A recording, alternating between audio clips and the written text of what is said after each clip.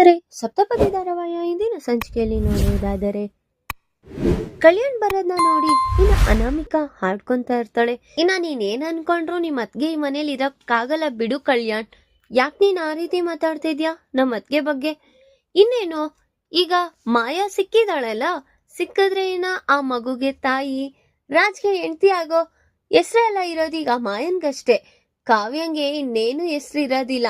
ಆಯ್ಕೆ ಎಲ್ಲಿಂದ ಬಂದಿದ್ಲೋ ಅಲ್ಲಿಗೆ ಹೋಗ್ಬೇಕಾಗುತ್ತೆ ಹೇಳ್ತಾ ಇರ್ತಾಳೆ. ಆಗ ಅದು ಚಾನ್ಸೇ ಇಲ್ಲ. ಇಲ್ಲಿ ಈ ಮನೆಯವರೆಲ್ಲ ಹಾಗೆ ಸಡನ್ ಆಗಿ ನಮ್ಮ ಅತ್ಗೆನ ಕಳ್ಸಲ್ಲ.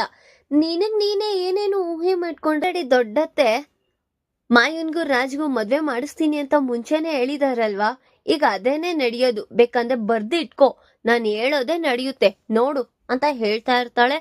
ಆಗ ಏನಾದ್ರೂ ಮಾಡಿ ನಾನು ನಮ್ಮ ಅತ್ಗೆಗೆ ಹೆಲ್ಪ್ ಮಾಡ್ಬೇಕಲ್ಲ, ಈ ಮನೇಲೆ ಇರೋ ರೀತಿ ನಾನು ಕಾಪಾಡ್ಬೇಕಲ್ಲ ನಮ್ಮ ಅತ್ಗೆನ ಅಂತ ಯೋಚನೆ ಮಾಡ್ತಾ ಇರ್ತಾನೆ ಕಲ್ಯಾಣ್.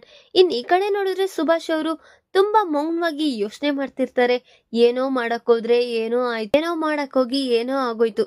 ಕಾವ್ಯ ನನ್ನ ರಕ್ಷಿಸ್ಬೇಕು ಅಂತ ಹೋಗಿ ಈಗ ಅವಳೇ ಅಪಾಯದಲ್ಲಿ ಸಿಲ್ಕಿದಾಳೆ.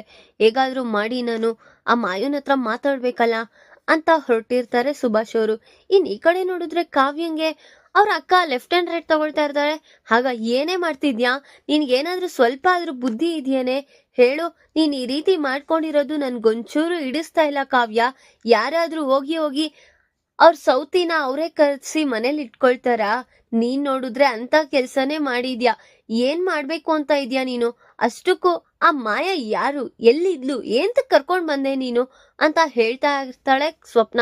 ಆಗ ಅಕ್ಕ ನಿನಗ್ ಗೊತ್ತಿದೆ ಅಲ್ವಾ ಮನೇಲಿ ಯಾವ ರೀತಿ ಪರಿಸ್ಥಿತಿ ಇದೆ ಅಂತ. ಈಗ ಏನಾದ್ರೂ ನಾನು ಕರ್ಕೊ ಬಂದಿರ್ಲಿಲ್ಲ ಅಂದಿದ್ರೆ ನಮ್ಮ ಅತ್ತೆ ಈ ಮನೆ ಬಿಟ್ಟು ಹೊರಟಿರೋರು. ಅದಕ್ಕೆ ಆ ಒಂದು ಉದ್ದೇಶಕ್ಕೆ ಹೋಗಿ ಕರ್ಕೊಂಡ್ ಬಂದೆ ಅಷ್ಟೇ ಅಕ್ಕ. ಈಗ ಏನ್ ಮಾಡೋಣ ಅಂತ ಇದೆಯೇ? ಈಗ ಕರ್ಕೊ ಬಂದೆ ಸರಿ, ಈಗ ಮುಂದೆ ಏನ್ ಮಾಡ್ತೀಯಾ? ನಿನಗೆ ತೊಂದರೆ ಆಗುತ್ತೆ, ರಾಜ್ಗೂ ತೊಂದರೆ ಆಗುತ್ತೆ.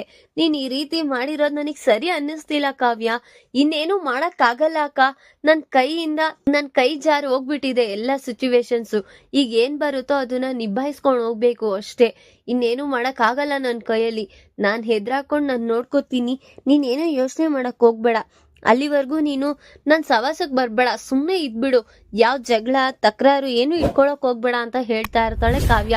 ಆಗ ಏನೇ ಹಾಗೆ ಹೇಳ್ತೀಯಾ? ನಿನಗೇನಾದ್ರೂ ಆಗೋವರೆಗೂ ನಾನು ಸುಮ್ನೆ ಬಿಡ್ತೀನಾ?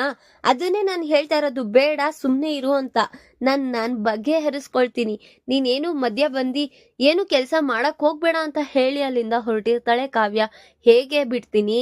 ನಿನ್ಗೇನಾದ್ರೂ ಏನಾದ್ರೂ ಒಂಚೂರು ಹೆಚ್ಚು ಕಮ್ಮಿ ಮಾತಾಡ್ಲಿ, ಹಾಗೆ ಅವ್ರಿಗೆ ಸಿಗ್ದಿದ್ ತೋರಣ ಕಟ್ಟಿಲ್ಲ ಅಂದ್ರೆ ಕೇಳು ಅಂತ ಹೇಳ್ತಾ ಇರ್ತಾಳೆ ಸ್ವಪ್ನನು ಸಹ. ಈ ಕಡೆ ನೋಡಿದ್ರೆ ಸುಭಾಷ್ ಅವರು ಮಾಯುನ ಮೀಟ್ ಆಗೋದಿಕ್ ಬಂದಿರ್ತಾರೆ. ಆಗ ಏನ್ ಮಾವ ಅವ್ರೇ, ನನ್ನ ಮೀಟ್ ಆಗೋಕ್ ಬಂದಿದ್ದೀರಾ? ಹೋ, ನೀನ್ ಇಷ್ಟು ಕೆಟ್ಟೋಳು ಅಂತ ನನಗ್ ಗೊತ್ತಿರ್ಲಿಲ್ಲ. ಯಾವ್ದೋ ಹೆಸ್ರಲ್ಲಿ ನೀನ್ ನಿಮ್ ಮನೆಗ್ ಬಂದ್ ಸೇರಿದ್ಯಲ್ಲ, ನಿನಗ್ ಏನ್ ಬೇಕು ಹೇಳು? ಹೋ, ದುಡ್ಡು ಆಸ್ತಿ ಎಲ್ಲ ಬೇಕಾ? ಬೇಕಂದ್ರೆ ಹೇಳು, ನಾನು ಕೊಟ್ಬಿಡ್ತೀನಿ. ಆದ್ರೆ ನೀ ಈ ಮನೇಲಿ ಇರೋದು ಒಳ್ಳೇದಲ್ಲ. ನೀನ್ ಈ ಮನೆ ಬಿಟ್ಟು ಹೊರಟೋಗು ಅಂತ ಹೇಳ್ತಿದ್ರು. ಹಾ, ಅದೆಂತಕ್ ಮಾವ ಅವ್ರೆ ಹಾಗೆ ಹೇಳ್ತೀರಾ? ನಾನ್ ಬಂದಿರೋದೇ ಈ ಮನೆಗೆ ಸೊಸೆ ಆಗ್ಬೇಕು, ರಾಜ್ಗೆ ನಾನ್ ಹೆಂಡತಿ ಆಗ್ಬೇಕು ಅನ್ನೋ ಆಸೆಯಿಂದ. ನೀವ್ ನೋಡಿದ್ರೆ ನೀನ್ ದುಡ್ಡು ಕೊಡ್ತೀನಿ ಮನೆ ಬಿಟ್ಟು ಹೋಗು ಅಂತ ಇದ್ದೀರಾ. ಅದ್ಯಾವ್ ಲೆಕ್ಕ ಮಾವ ಅವ್ರೆ ಅಂತ ಕೇಳ್ತಾ ಇರ್ತೆ. ನೀನ್ ನನಗ್ ಮಾವ ಅಂತ ಕರಿಬೇಡ. ಏನಿದ್ರು ಅದು ಕಾವ್ಯನಿಗ್ ಮಾತ್ರ ಸ್ಥಾನ. ನೀನ್ ಯಾರ್ಯಾರೋ ನನ್ನ ಮಾವ ಅಂತ ಕರಿಯೋಕ್ಕೂ ನಿಮ್ಗೆ ಅಧಿಕಾರ ಇಲ್ಲ ಅಂತ ನೀವ್ ಅಷ್ಟೆಲ್ಲ ಯೋಚನೆ ಮಾಡ್ಬೇಡಿ. ನೀವೇನೇನ್ ಕೆಲ್ಸ ಮಾಡಿದೀರಾ ಏನು ಅಂತ ನನಗೆಲ್ಲ ಗೊತ್ತಿದೆ ಅಂತ ಹೇಳ್ತಾನೆ ಇರ್ತಾಳೆ. ಆಗ ನೀನೇನ್ ಮಾಡ್ತಿದ್ಯಾ? ನೀನು ದುಡ್ಡಿಗೋಸ್ಕರನೇ ಇಲ್ಲಿ ಕೆಲಸ ಮಾಡ್ತಿದ್ಯಾ ಅಂತ ವಿಚಾರನ ಹೇಳ್ಬಿಡ್ತೀನಿ ಇರು ಅಂತ ಹೇಳ್ತಿದ್ರು. ಹೌದಾ, ಹೇಳ್ತೀರಾ? ಆಯ್ತು ಹೇಳಿ. ಆಗ ನಿಮಗ್ ಗೊತ್ತಿರೋ ನಿಜಾನ ನನ್ನ ಹತ್ರ ಹೇಳಿರೋದ್ನ ಹೇಳಿದ್ರಿ, ಇನ್ನ ನಿಮ್ ಬಂಡವಾಳನು ನಾನ್ ನಿರೂಪಿಸ್ಬೇಕಲ್ಲ. ಆಗ ಅತ್ತೆಗೆ ಇನ್ನ ನಿಮ್ಮೇಲ್ ನಂಬಿಕೆ ಹೋಗುತ್ತೆ, ಈ ಮನೆಯಲ್ಲಿ ಹೆಸ್ರೆಲ್ಲ ಹೋಗುತ್ತೆ. ಹಾಗೇನ್ ಮಾಡ್ತೀರಾ? ಹೋಗಿ ಹೇಳ್ಬಿಡ್ಲಾ? ಹೋಗ್ತೀನಿ ರೀ, ಹೇಳ್ತೀನಿ. ಅಯ್ಯೋ ಮಾವವ್ರೆ, ಈ ರೀತಿ ಮಾಡ್ಬೇಡಿ ಅಂತ ನಾಟಕ ಆಡ್ತಾ ಇರ್ತಾಳೆ. ನೋಡಿದ್ರೆ ಸುಭಾಷ್ಗೆನೆ ತುಂಬಾ ಶಾಕ್ ಆಗಿರುತ್ತೆ. ಏನ್ ಇವಳು ಈ ರೀತಿ ಎಲ್ಲ ಡಬಲ್ ಗೇಮ್ ಮಾಡ್ತಿದ್ದಾಳಲ್ಲ ಅಂತ. ಆಗ ಏನ್ ಎದ್ರುಕೊಂಡ್ರ ಮಾವ ಅವ್ರೆ? ನೀವ್ ಯಾವ್ದು ಉದ್ದೇಶಕ್ಕೂ ಎದ್ರುಕೊಳಕ್ ಹೋಗ್ಬೇಡಿ. ಏಂತಕ್ಕಂದ್ರೆ ನಾನೇ ಈ ಮನೆ ಸೊಸೆ ಆಗೋದು, ಆ ಕಾವ್ಯನ ಈ ಮನೆಯಿಂದ ಹೊರಗಡೆ ಕಳಿಸ್ಬೇಕು ಅಂತ ನಾನು ಪ್ಲಾನ್ ಮಾಡ್ಕೊಂಡೇ ಬಂದಿದ್ದೀನಿ ಅಂತ ಹೇಳ್ತಾ ಇರ್ತಾಳೆ. ಅದನ್ನ ನೋಡಿ ಸುಭಾಷ್ ಅವ್ರಿಗೆ ತುಂಬಾ ಶಾಕ್ ಆಗಿರುತ್ತೆ.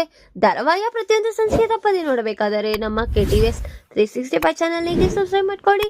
ಹಾಗೆ ಪಕ್ಕದಲ್ಲಿ ಬೆಲ್ ಬಟನ್ ಅನ್ನು ಪ್ರೆಸ್ ಮಾಡಿ ಅದರಲ್ಲಿ ಆಲ್ ಆಪ್ಷನ್ ಸೆಲೆಕ್ಟ್ ಮಾಡ್ಕೊಳ್ಳಿ. ಇದರಿಂದ ನಾವು ರಿಲೀಸ್ ಮಾಡುವಂತಹ ಸಂಚಿಕೆ ಅಪ್ಡೇಟ್ ನೋಟಿಫಿಕೇಶನ್ ಸಿಗುತ್ತೆ. ಇನ್ನು ಈ ಕಡೆ ಸ್ವರಾಜ್ ಅವ್ರ ಅಜ್ಜಿ ತಾತ ರೂಮ್ ಅಲ್ಲಿ ಮಾತಾಡ್ಕೊಂತಾ ಇರ್ತಾರೆ. ಆಗ ಏನ್ ಯೋಚನೆ ಮಾಡ್ತಿದ್ದೀರಾ ರೀ? ಏನು ಇಲ್ಲ ಚಿಟ್ಟಿ, ಯಾವ ನಿರ್ಧಾರ ತಗೊಳ್ಳೋದು ಏನ್ ಮಾಡೋದು ಅಂತಾನೆ ಗೊತ್ತಾಗ್ತಾ ಇಲ್ಲ. ನಾನು ಅದೇ ಅನ್ಕೊಳ್ತಾ ಇದ್ದೀನಿ ರೀ. ಕಾವ್ಯನ್ಗೆ ನಾವು ಫಸ್ಟೇ ಮಾತು ಕೊಟ್ಟಿದೀವಿ ಅವ್ರ ಅಪ್ಪ ಅಮ್ಮನ್ಗೆ, ಅವಳು ನಮ್ಮ ಮಗಳಿದ್ದ ಹಾಗೆ, ನಾವು ಅವಳನ್ನ ಚೆನ್ನಾಗಿ ನೋಡ್ಕೋತೀವಿ, ಏನು ಕಷ್ಟ ಬರ್ದೇ ಇರೋ ರೀತಿ ಅಂತ. ಈಗ ನಾವೇ ಅವಳಿಗೆ ಕಷ್ಟ ತಂದ್ಕೊಟ್ಟಾಗ ಆಗುತ್ತೆ ಬಾವ. ಸ್ವಲ್ಪ ಕರೆಕ್ಟಾಗಿ ಯೋಚನೆ ಮಾಡಿ ನಿರ್ಧಾರ ತಗೋಬೇಕಾಗುತ್ತೆ. ಈ ಕಡೆ ಅವ್ರ ಕಡೆ ತಗೊಳ್ಳೋದ ಅಥವಾ ರಾಜ್ ಕಡೆ ಸಮಾಧಾನ ಮಾಡೋದ, ಏನ್ ಮಾಡೋದು ಅಂತ ಗೊತ್ತಾಗ್ತಾ ಇಲ್ಲ ಚಿಟಿ ಅಂತ ಹೇಳ್ತಾ ಇರ್ತಾರೆ. ಆಗ ನೀವೇನು ಯೋಚನೆ ಮಾಡಬೇಡಿ ಬಾವ ಅವ್ರೆ, ಏನಿದ್ರು ನಾವು ಕಾವ್ಯನ್ಗೇನೆ ಸಪೋರ್ಟಿವ್ ಆಗಿ ನಿಂತ್ಕೋಬೇಕು. ಏಂತಕ್ಕಂದ್ರೆ ಅವಳು ಈ ಮನೆ ಸೊಸೆ.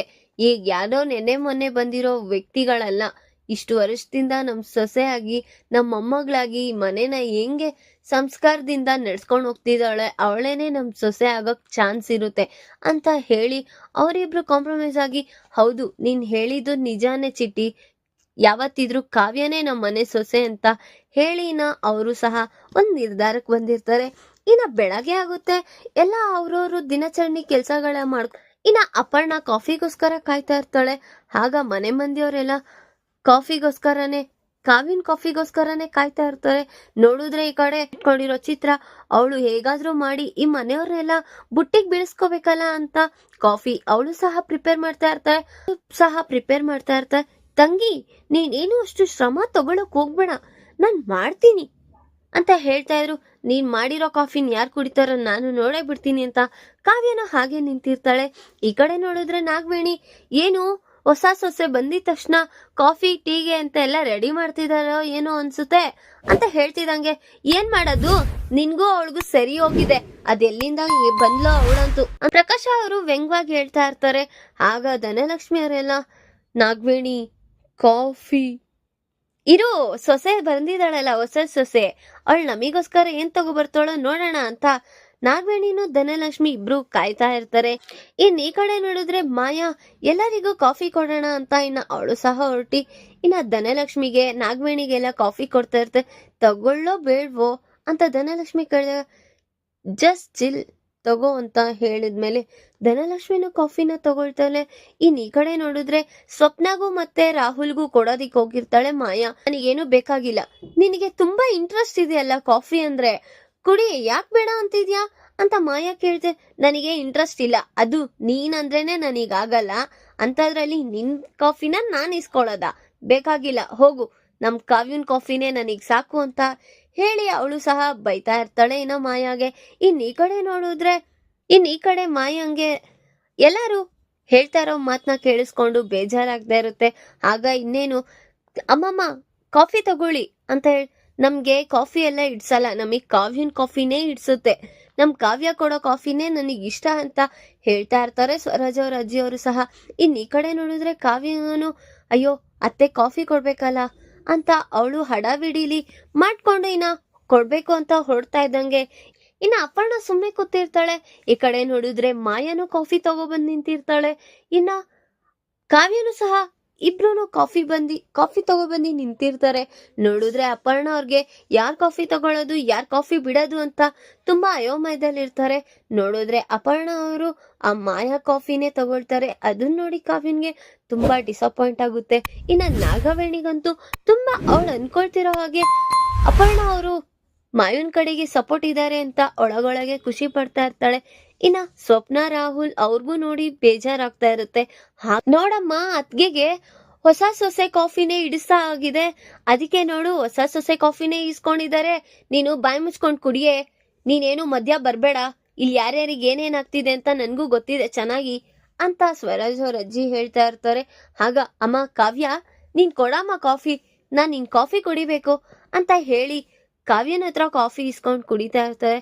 ಆಗ ನಾನು ಚೆನ್ನಾಗೆ ಮಿಕ್ಸ್ ಮಾಡಿದ್ದೀನಿ ಅಜ್ಜಿ ಅಂತ ಹೇಳ್ತಿದ್ದ ಹಾಗೆ, ಹೌದು ಚೆನ್ನಾಗಿ ವರ್ಷಗಳನ್ನೆಲ್ಲ ಚೆನ್ನಾಗಿ ಮಿಕ್ಸ್ ಮಾಡ್ತಾ ಇದ್ಯಾ, ನಿನ್ನ ನೋಡಿದ್ರೇನೆ ಗೊತ್ತಾಗ್ತಿದೆ ಎಲ್ಲ ಎಷ್ಟೆಷ್ಟು ಪಳಗಿದ್ಯಾ ಅಂತ ಹೇಳ್ತಾ ಇದ್ದ ಹಾಗೆ ಸ್ವಪ್ನನು ಸಹ ಹೌದು ಅಮ್ಮಮ್ಮ ಎಲ್ಲ ಪಳಗಿದಾಳೆ, ಅದಕ್ಕೆ ನಮ್ಮ ಅತ್ತೆಗ್ ಮಾತ್ರ ಅವಳು ಇಷ್ಟ ಆಗಿದ್ದಾಳೆ ನೋಡಿ, ಏನಾದ್ರೂ ಮಾಡ್ಕೊಳ್ಳಿ ಅಂತ ಸ್ವಪ್ನನು ಸಹ ಮಾಯನ್ ವಿರುದ್ಧ ಮಾತಾಡ್ತಾ ಇರ್ತಾರೆ.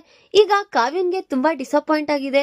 ಅಯ್ಯೋ ನಮ್ಮ ಅತ್ತೆ ಮಾಯನ್ನ ನಂಬ್ತಾ ಇದಾರಲ್ಲ, ಮಾಯನ್ನೇ ಮತ್ತೇನಾದ್ರೂ ರಾಜ್ಗೆ ಕೊಟ್ಟಿ ಮದ್ವೆ ಮಾಡ್ಬಿಡ್ತಾರಾ ಅಂತ ತುಂಬಾ ಅಯೋಮಯದಲ್ಲಿದ್ದಾಳೆ. ಈ ಕಡೆ ನೋಡಿದ್ರೆ ಕಲ್ಯಾಣ್ಗೆ ಅಯ್ಯೋ ನಮ್ಮ ಅತ್ಗೆನ ನಾನು ಮನೇಲೇ ಇರಿಸ್ಬೇಕು, ಈ ಮಾಯ ಬಂದಿರೋದ್ರಿಂದ ನಮ್ಮ ಅತ್ಗೆನೇನಾದ್ರೂ ಮನೆ ಹೊರಗೆ ಹಾಕ್ಬಿಡ್ತಾರಾ ಅಂತ ತುಂಬಾ ಆಲೋಚನೆಯಲ್ಲಿ ಮುಳುಗೋಗಿದೆ. ಈ ಕಡೆ ನೋಡಿದ್ರೆ ಸುಭಾಷ್ ಅವರು ಹೇಗಾದ್ರೂ ಮಾಯನ್ನ ಕಳಿಸ್ಬೇಕು ಅಂತ ಯೋಚನೆ ಮಾಡ್ತಿದ್ದಾರೆ. ಮಾಯ ನೋಡಿದ್ರೆ ಹೇಗಾದ್ರೂ ನಾನು ಕಾವ್ಯನ್ ಜಾಗಕ್ಕೆ ನಾನು ಹೋಗಿ ಕಾವ್ಯನ್ನ ಈ ಮನೆ ಬಿಟ್ಟು ಹೊರಗಡೆ ಕಳಿಸ್ಬೇಕು ಅಂತ ದುರಾಬುದ್ಧಿಯಿಂದ ಆ ಯೋಚನೆನ ಮಾಡ್ತಾ ಇದ್ದಾಳೆ. ಈಗ ಅವಳು ಅನ್ಕೊಂಡಂಗೆ ಕಾವ್ಯನ್ ಕಡೆ ಸಪೋರ್ಟಿವ್ ಆಗಿ ನಿಂತ್ಕೊಳ್ತಾರ ಅವ್ರತ್ತೆ ಅಥವಾ ಮಾಯನ್ ಕಡೆ ನಿಂತ್ಕೊಳ್ತಾರ ನನ್ನ ಮುಂದಿನ ಭಾಗದಲ್ಲಿ ತಿಳಿಸ್ಕೊಡ್ತೀನಿ. ಈ ವಿಡಿಯೋ ಇಷ್ಟ ಆದ್ರೆ ಲೈಕ್ ಮಾಡಿ, ನಿಮ್ಮ ಫ್ರೆಂಡ್ಸ್ ಹಾಗೆ ನಿಮ್ಮ ರಿಲೇಟಿವ್ಸ್ಗೂ ಶೇರ್ ಮಾಡಿ ಅಂಡ್ ಕಮೆಂಟ್ ಮಾಡಿ. Thanks for watching.